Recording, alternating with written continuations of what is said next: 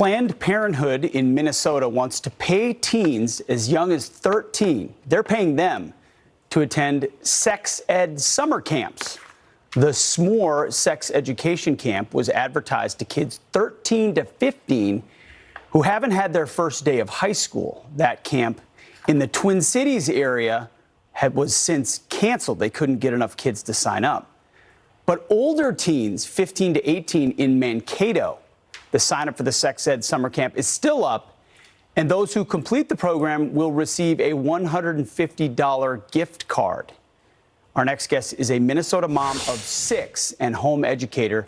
Karen joins us now to react. Karen, thanks for being here. By the way, s'mores invokes, feelings of a summer, fire, s'mores. No, it actually means science-based, medically accurate, open-minded, responsible sex education.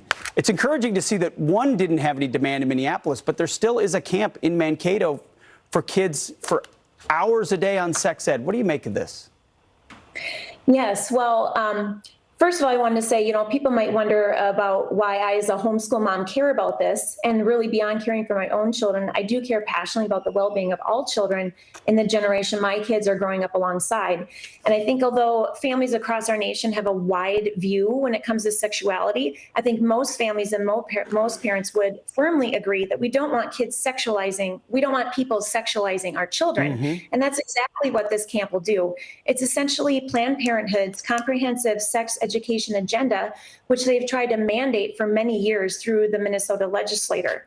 As I've done some research, here are my top 3 concerns and primary dangers of this sort of instruction. First of all, it breaks down kids' natural inhibitions, just the natural barriers they have that protect them from predators.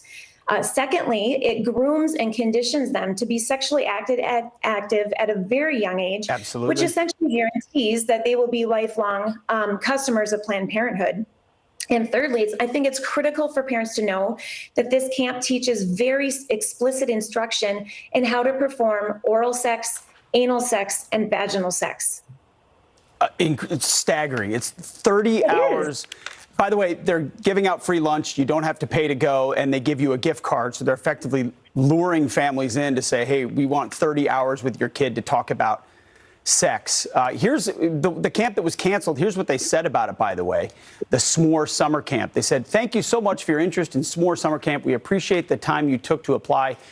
Unfortunately, we were not successful in recruiting enough 13-year-olds to run the camp. Well, participants to run the camp and are making the difficult decision to cancel S'more this summer. So they couldn't get enough adults to run the camp, and therefore 13-year-olds won't be trapped. This is something, though, that is happening in our schools. They just now want it to happen in the summer as well.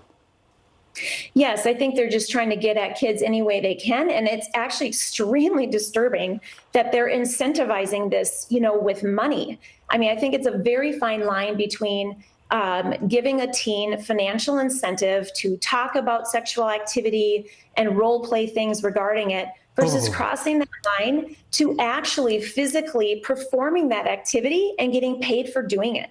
And so in this way, I think this really feeds directly into conditioning kids for sex trafficking, which is horrific. And I think we have to put that in the global context of, this crisis we have with child sex trafficking. I know just earlier in the show, the movie Sound of Freedom was mentioned. Yep. And I highly encourage everyone to see that. I think there's a direct correlation between comprehensive sex education and conditioning kids to participate in that. I learned through that movie that the U.S. is one of the highest consumers of child sex, and we need to be protecting our kids, not conditioning them to be vulnerable to that. Thank you for being so clear-eyed on this. We also covered this in the Miseducation of America on Fox Nation. Sex ed at its earliest beginnings was about breaking down the innocence of children, which opens the door to so many other things. Karen, thank you so much. You're welcome. Thank you. It was an honor. It was my honor as well. By the way, we reached out to Planned Parenthood for a statement, but did not hear back. They're too busy planning summer sex camps for 13-year-olds.